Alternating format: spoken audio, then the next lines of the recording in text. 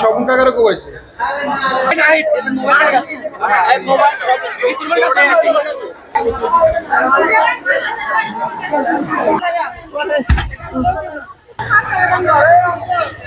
চিল্লাচিল্লির আওয়াজ শুনে আমি বাইরে ছিলাম।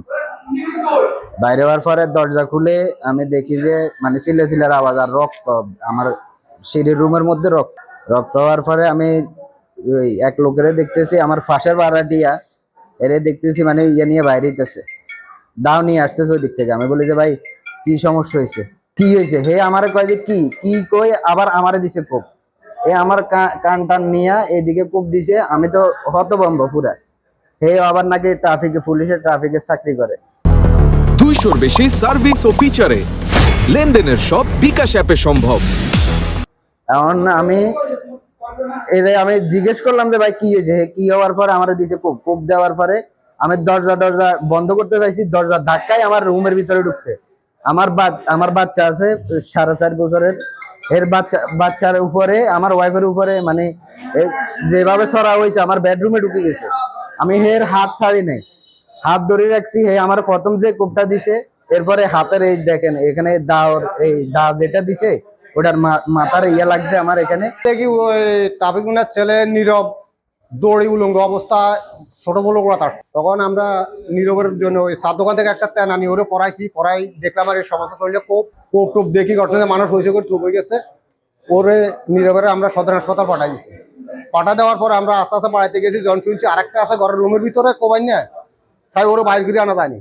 গেছি আর উনি আমাদেরকে দাঁড়ালোই একে একে 3-4 বার দৌড়াইছে। দৌড়াবার পরে যা ঘটনা আমরা ছত্রভঙ্গ হয়ে গেছি।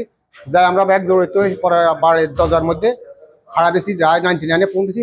99-এ ফোন দেওয়ার আরো পুলিশকে ফোন দিছে, পুলিশ যায় উনারে ধরছে। কোবাইছে 3 জন এবং বাড়িতে অন্যান্য লোককে খুব দৌড়াইছে। মেশে বেড়া গোড়া পর্যন্ত টিনের কোবাইছে। চিৎকার শুনে বাড়িতে দৌড় দিয়ে যায়, দেখি ওনার ছেলে গলায় হাত দিয়ে দৌড় দিতেছে, পুরা উলঙ্গ, কোনো জামা কাপড় নাই।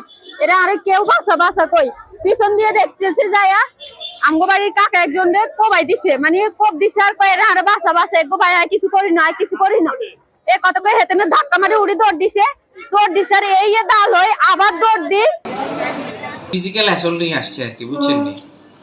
যে মারা গেছে হ্যাঁ, ফিজিক্যাল অ্যাসল্ট নিয়ে আসছিল আর কি। তো এখানে ওটিতে নেওয়ার আগে ওটিতে নিব তখন মারা গেছে, বুঝছেন? আমাদের লক্ষ্মীপুর সদর হাসপাতালে আজকে ফিজিক্যাল অ্যাসল্ট নিয়ে 3 জন রুগী আসে।